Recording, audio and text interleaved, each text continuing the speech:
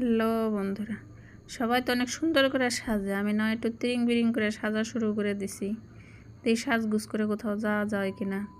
আর এত বড় ব্রাশ দিয়ে এত বড় গালের মধ্যে ঘষাঘষি শুরু করছি, পুরো গালটাই তো লাল করে ফেলাইছি। দেখেন কি আমার অবস্থার কোনো শেষ নেই। তো কেমন হয়েছে অবশ্যই কমেন্টে জানাবেন।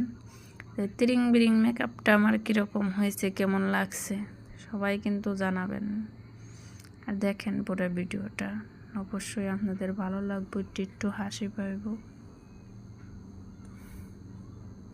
আর সবাই কিন্তু বেশি বেশি করে কমেন্টে জানাবেন কেমন হয়েছে। বুঝতে পারছেন?